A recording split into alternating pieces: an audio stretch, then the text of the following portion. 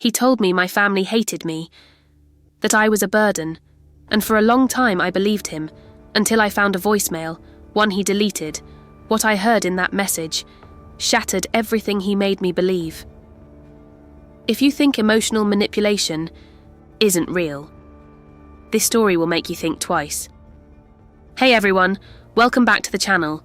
Today I'm sharing a story that will shake you to your core and maybe make you rethink everything you know about toxic relationships.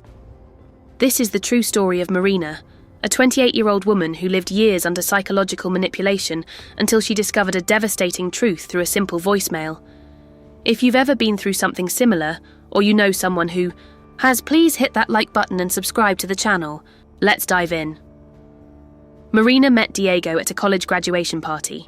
She was 24, fresh out of psychology school and full of dreams. Diego, 32, was a marketing manager and seemed to be everything she'd ever wanted. Confident, successful, charming. What Marina didn't know was that Diego had been watching her for weeks before approaching. He'd asked mutual friends about her, discovered her likes, her insecurities, her weak spots. When he finally made his move, it wasn't by chance. "You seem different from the other girls here," were his first words to her. "There's something special about you that I can't explain." Marina felt unique, special. Diego made her feel like she was the only woman in the world. He bombarded her with sweet messages, flowers at work, romantic dinners. Within 3 months, they were living together, but the first warning signs started subtly. Diego began with seemingly innocent comments about Marina's family. "Your mum always interrupts you when you're talking," he'd say after dinners at her parents' house. "Did you notice how your sister always changes the subject when you share your accomplishments?" Marina initially defended her family, but Diego was persistent and convincing. "I'm not trying to cause problems, babe," he'd say, gently touching her face. "It's just that I love you so much it hurts to see how they don't value you like I do." Slowly, Marina began questioning interactions she'd previously considered normal. When her dad didn't call to congratulate her on a work promotion, Diego was there to whisper, "See? If it were your sister, he would have called immediately." Diego's comments were like poison being slowly dripped into her mind. He never attacked directly, always planted doubts, always positioned himself as the only one who truly cared about her. And Marina, who had always had a close relationship with her family, began to distance herself. Diego was a master of emotional isolation. He didn't forbid Marina from seeing her family, that would be too obvious. Instead, he created situations. When Marina planned to visit her parents on Sunday, Diego suddenly had a work crisis and needed her emotional support. When her sister Sophia invited her out, he'd get visibly upset and say things like, "Sure, go. Have fun while I stay here alone, worried about our future." Marina started cancelling plans. First reluctantly, then automatically. It was easier to avoid conflict. Diego also intercepted communications subtly. When the phone rang and it was someone from her family, he'd make disapproving faces. When Marina laughed at something her mum said on the phone, he'd later comment, "It's interesting how you get more excited talking to her than to me." Gradually, the calls became shorter, less frequent.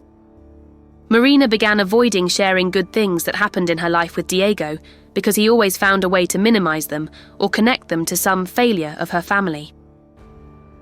The cruelest part was that Diego did all this while playing the victim, as if he was the one being rejected by Marina's family. Diego was also a brilliant storyteller, especially when it came to creating an alternative reality for Marina. "You know what your brother Lucas said about you yesterday when I called looking for you?" he'd casually say while they made dinner. "Oh, she must be busy with her own things. Didn't even ask if everything was okay." Marina would be confused. "But he always asks about me." "Babe, I don't want to hurt you, but you need to see reality. They only call when they need something." Diego created entire scenarios. He'd tell stories about conversations he supposedly had with Marina's family members, always painting them as disinterested or critical. He interpreted silences as contempt, normal gestures as coldness. "Your mum asked me if you were eating well," he'd say with a sarcastic smile. "As if I don't take care of you. as if you were a burden to me. Marina began seeing these family concerns as intrusions, as signs they really did see her as a burden. Diego had twisted even gestures of love into weapons against her. After 2 years of relationship, Marina was a completely different person. The confident, sociable woman had become anxious and withdrawn. She stopped visiting family regularly. When she did visit, she was tense, analysing every word, every gesture, looking for signs of rejection that Diego had planted in her mind. "Are you okay, honey?" her mother Carla would ask with genuine concern. But Marina heard the question through. The filter Diego had created. "She's insinuating I look bad, that I'm a problem." Sophia, her sister, tried to keep in touch, but Marina always found excuses not to go out. "She just wants to know about my life to gossip," Marina thought, echoing Diego's words. Her parents noticed the change. Lucas, her brother, tried to address it a few times, but Marina was defensive, protecting Diego from any criticism. "He's the only person who really understands me," she'd say when someone suggested Diego might not be so good for her. Marina's family was gradually losing her, and they didn't even know why. With Marina isolated from her support network, Diego intensified control. He monitored her messages, by accident, always when she left her phone unlocked. "I saw your mum texted you," he'd say casually. "Something important?" If Marina hesitated or seemed to hide something, Diego played hurt. "I thought we didn't have secrets from each other." He also controlled finances subtly. Since he earned more, he generously offered to pay the main bills, making Marina dependent on him. When she wanted something, she had to ask, explain, justify. "What do you need money to go out with your sister for?" he'd ask. "Aren't we each other's priority anymore?" Marina began feeling guilty for any desire for independence. Diego had created an invisible prison where she was both prisoner and accomplice. Also started questioning her professional competence, her decisions, her appearance. Always lovingly, always as if trying to help her be better. "It's not criticism, babe. It's because I love you and want you to shine." With Marina isolated from her support network, Diego intensified the control. He monitored her messages, by accident, always when she left her phone unlocked. But more insidiously, he began controlling her sense of reality. He'd move her things and then act concerned when she couldn't find them. He'd tell her she'd said things she was sure she hadn't said. "You told me yesterday you didn't want to go to your sister's wedding," he'd insist when Marina expressed excitement about the event. I don't remember saying that," Marina would respond, confused. "Babe, you were pretty clear about it. You said family events stress you out." Marina began doubting her own memory, her own perceptions. Diego was systematically erasing her confidence in her ability to understand reality. The decisive moment came on Marina's 25th birthday. Her family had planned a surprise party, something they traditionally did for all family members. Diego discovered the party through a message Marina received from Sophia that he saw by accident. Instead of being happy, he was furious. "They didn't even consult me," he said, playing victim. "As if I'm not part of your life, as if you were single." Marina tried explaining it was a family tradition, that it wasn't personal, but Diego had planted the perfect seed. "They don't accept me because they know I see through their masks." On the day of the party, Diego created a last-minute emergency, an important work project, a crisis only he could solve. Marina was torn between family and boyfriend. "Choose," he said dramatically. "Your family, who only remembers you when it's convenient, or me, who gives up everything for you." Marina chose to stay with Diego. She missed her own birthday party. The family was devastated. Carla cried. Lucas got angry. Sophia tried calling several times, but Marina had turned off her phone. That night, Diego consoled Marina. "See how they reacted when you didn't do exactly what they wanted? True love doesn't use emotional blackmail." The irony was cruel and perfect. After the birthday incident, Diego felt he'd completely won. Marina was isolated, dependent, and convinced he was the only one who truly loved her. He began intensifying the manipulation. He created increasingly elaborate versions of what Marina's family supposedly said about her. "I ran into your dad at the supermarket yesterday." He'd lie easily. "He asked if you were still in this phase with me." As if our relationship were teenage rebellion. Marina was devastated by each story. Diego was always there to comfort her, to be the shoulder she cried on, reinforcing her emotional dependence. He also began intercepting family communication attempts. When Carla called and Marina wasn't home, Diego would answer and then not pass along the message, or pass it along distorted. "Your mum called, said she was worried if you were eating well. I told her I take very good care of you, but she insisted you look thin. I think she's insinuating I don't feed you properly." Every attempt by the family to reconnect was interpreted by Diego as criticism, invasion, or manipulation. And Marina, completely lost in the distorted reality he'd created, agreed. Sophia, Marina's sister, was persistent. She knew something was wrong and didn't give up easily. For months, she tried to maintain contact, even when Marina treated her coldly. "Mari, you're my sister," she'd say in her messages. "No matter what happened, I love you and I'll always be here for you." These messages irritated Diego deeply. Sophia represented Marina's last link to reality, to who she really was before meeting him. Diego began actively working to destroy this last thread of connection. He created situations where Sophia seemed to be inconvenient or insensitive. "Your sister texted you in the middle of our conversation about our marriage plans," he'd say, interrupting intimate moments. "It's like she doesn't respect our relationship." When Sophia invited Marina to be maid of honor at a cousin's wedding, Diego sighed heavily. "Of course, another family obligation. They only remember you when they need something." Gradually, Marina began responding to Sophia's messages more dryly, more distantly. Calls became rare, tense. Sophia was losing her sister and didn't understand why. 3 years after meeting Diego, Marina was completely transformed. She'd lost the job she loved because Diego convinced her that colleagues envied and sabotaged her.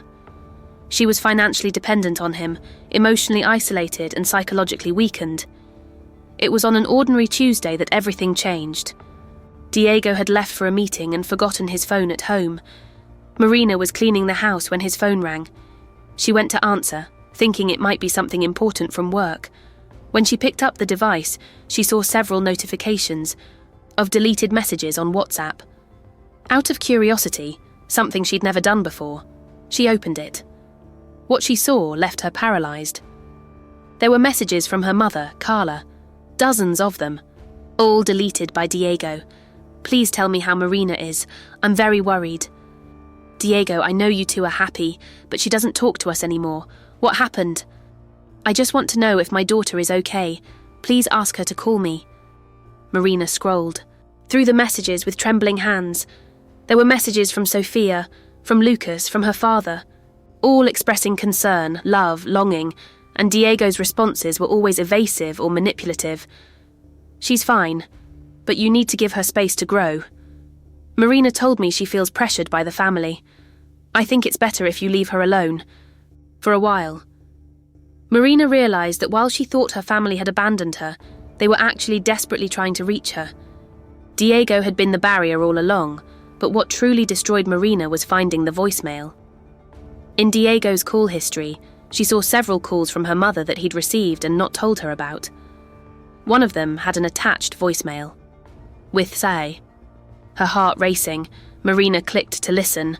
Her mother's voice was choked, clearly crying.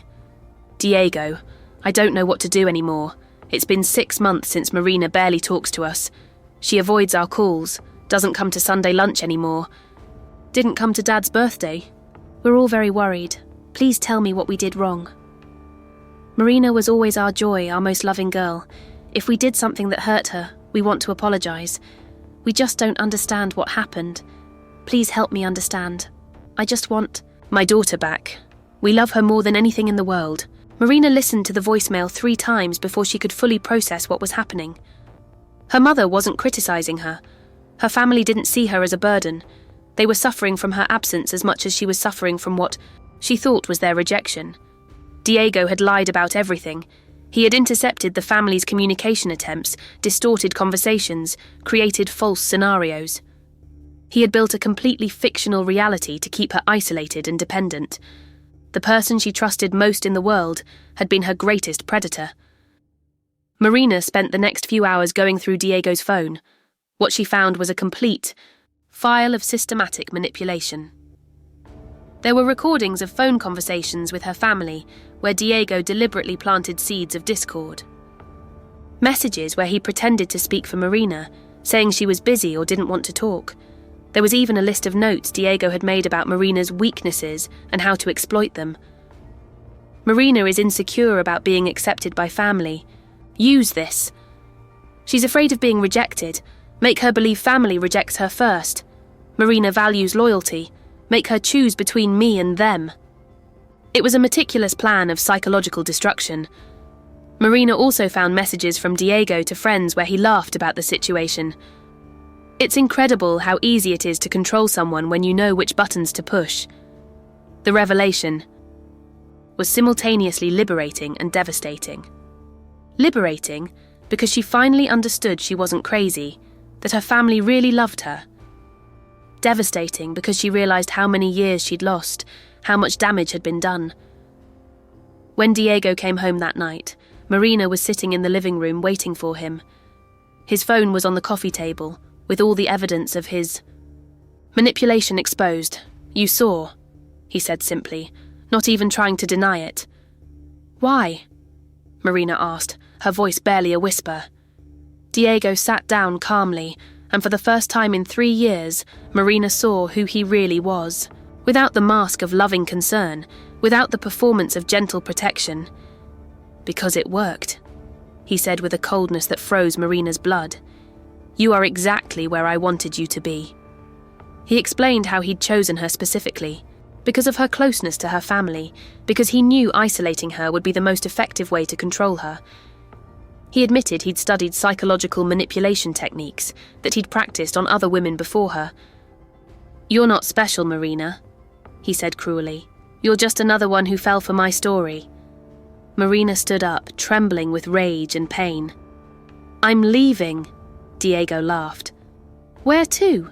To your family who loves you so much. You think they'll take you back after 3 years?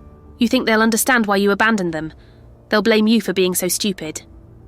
For a moment, Marina hesitated.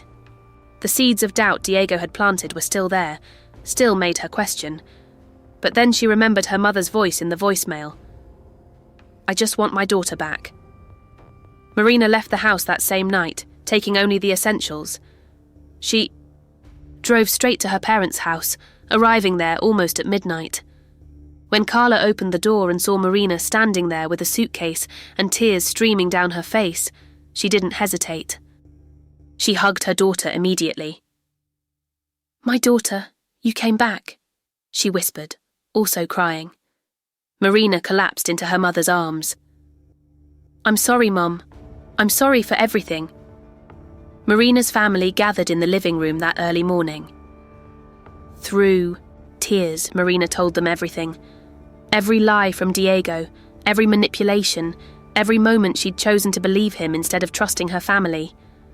Sophia held her sister's hand. We never stopped loving you, Mari. Not for a second. Lucas, who had been angry with Marina's behaviour, now understood. I wish I had realised. I wish I had insisted more. Marina's father, a man of few words, simply said, You're home now. That's what matters. The family didn't judge Marina. They didn't say, I told you so, or you should have noticed. They simply welcomed her, offered unconditional love and support for rebuilding. Marina realised Diego was wrong about one more thing. True love doesn't punish, doesn't humiliate, doesn't exploit weaknesses. True love welcomes, forgives, and heals. In the following months, Marina began therapy to deal with the trauma of psychological manipulation.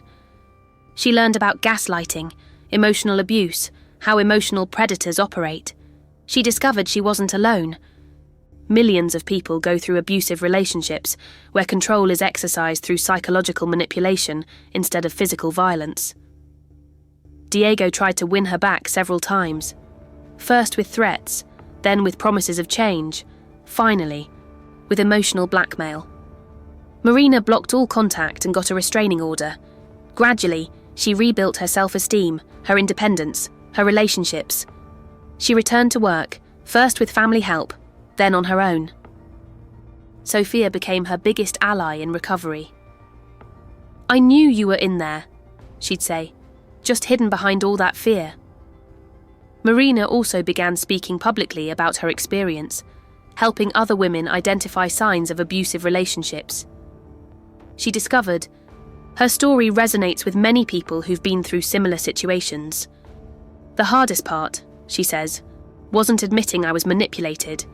It was forgiving myself for believing the lies." Today, Marina is 31 years old. She's rebuilt her career, lives alone, has healthy relationships with friends and family. She still goes to therapy, still has some triggers, but she's genuinely happy, and she never again doubted her family's love. Looking back, Marina can now clearly see the techniques Diego used to control her. These are classic methods employed by emotional abusers. Love bombing. In the beginning, Diego overwhelmed Marina with attention, gifts, and declarations of love. This created an intense emotional bond and dependency. Isolation. He systematically separated her from her support network, making her believe it was her choice or for her own good. Gaslighting. He made her question her own memory, perceptions, and sanity. He would deny things he'd said or done, or insist she'd said things she hadn't. Information control. He intercepted communications and created a false reality where her family appeared uncaring. Financial control. By taking over the bills, he made her financially dependent, limiting her ability to leave. Emotional dependency. He positioned himself as her only source of true love and understanding, making her feel she couldn't survive without him. Triangulation. He created conflict between Marina and her family by relaying false information and misinterpreting innocent actions. The insidious nature of emotional abuse is that it happens gradually. Each step seems small and justified in isolation, but together they create a prison of dependency and fear. Marina's story shows how someone can become trapped not through physical force, but through systematic psychological manipulation that rewrites their reality. Marina's experience had lasting effects not just on her, but on her entire family. Her parents blamed themselves, wondering what they could have done differently. Sofia struggled with guilt for not being more persistent. Lucas regretted not confronting Diego directly. The healing process involved family therapy sessions where they all learned about manipulation tactics and how families can better support loved ones in abusive situations. Carla learned to recognize the signs. When someone suddenly becomes distant, cancels plans frequently, seems anxious around their partner, or stops sharing details about their relationship. "We thought we were respecting her space," Carla reflects. "But we should have been more concerned when the space became a wall." The family developed strategies for staying connected, even when someone seems to be pushing them away, sending regular messages of love without demanding responses, continuing to invite them to events even if they usually decline, avoiding criticism of their partner, which can make them more defensive, letting them know the door is always open, documenting concerning behaviours to discuss with professionals. Marina's story became a catalyst for her family to educate themselves about domestic abuse and to support other families going through similar situations. They learned that staying connected to someone in an abusive relationship isn't just about love, it's about providing a lifeline back to reality when they're ready to grab it. Marina's story isn't unique. According to studies, 1 in 4 women and 1 in 7 men experience severe domestic violence involving coercive control by an intimate partner during their lifetime. What makes Marina's story particularly powerful is how it shows that abuse isn't always physical. Psychological manipulation can be equally devastating, sometimes more so because it leaves invisible scars and makes the victim question their own sanity. Diego used classic techniques of emotional abusers, isolation. He separated Marina from her support network gradually, making it seem like it was her choice. Gaslighting. He made Marina doubt her own perceptions and memories about her family. Information control. He intercepted communications and created an alternative reality. Dependency creation. He made Marina financially and emotionally dependent on him. Blame shifting. He always made Marina and her family seem like the culprits for any problem.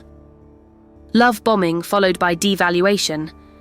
Initially, he bombarded her with affection, then gradually made her feel she didn't deserve love from anyone but him.